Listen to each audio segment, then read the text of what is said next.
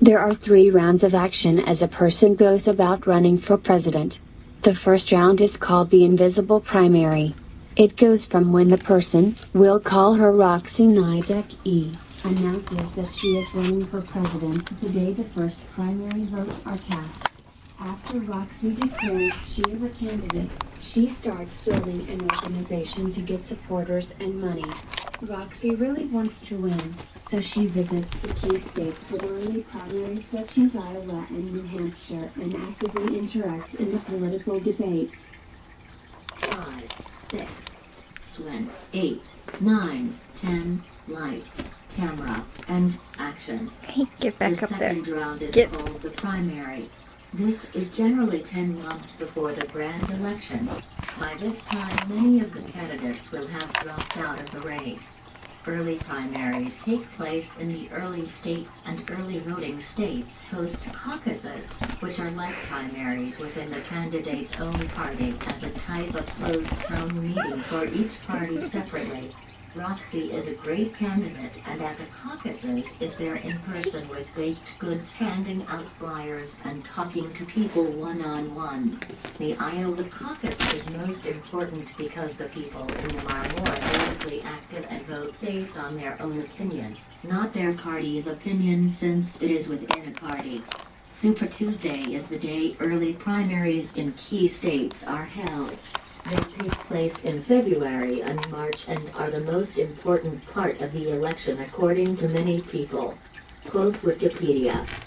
The Missouri bellwether is a political phenomenon that notes that the state of Missouri voted for the winner in all but one U.S. presidential election from 1904 to 2004. The exception is 1956. Lights, camera, and action. The third round of pre-candidacy is called the National Convention, which is when the party elects its final candidate to send into the election ballots. It is designed to make sure not too many people are running for president, that there would be no marginal winner. And action. During the grand election, the candidates will try to convince their battleground states to vote for them. A battleground state is a state that votes on people instead of just voting for their state's party. The candidates spend most of their time and money trying to convince those battleground states to vote for them. Roxy is a Democrat, so she tried to win the southern states. Psst. You're a Democrat, Roxy. That's right.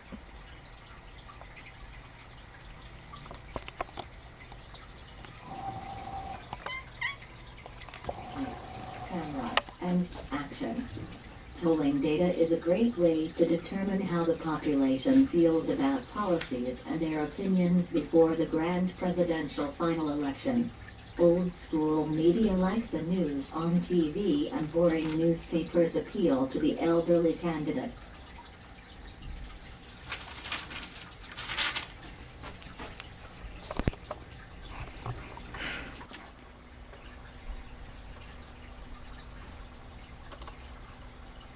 Modern hip social media appeals mostly to young college-age voters who are not elderly and outdated.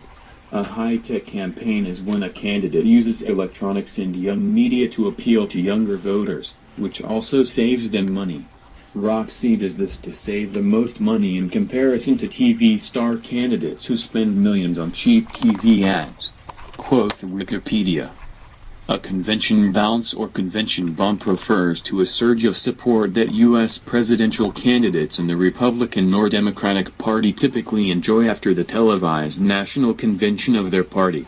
A presumptive nominee for president may also be said to experience a VP bounce after announcing his pick for vice president prior to the convention. The size and impact of convention bumps vary, but presidential candidates usually see at least a small uptick in their polling numbers coming out of their conventions.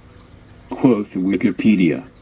TV advertising delivery usually incorporates large sums of money in the production of a single 30-second television spot advertisement. And action. How do candidates raise money, you ask? Roxy will tell you.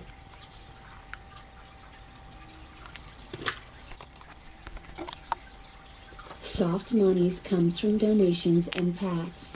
They raises monies to spends on ads and other stuffs. In order to get this soft monies, we candidates have to pledge that we wills not spend more than we gets. Hard monies is closely monitored by governments to make sure none of it is illegals. Soft monies is illegals too. A political action committee is organizations that raises monies privately to influence elections. Citizens United was a case that went to the Supreme Court that ruled that outside groups can spend a goals amount of monies as long as they do not specifically represent only one candidate.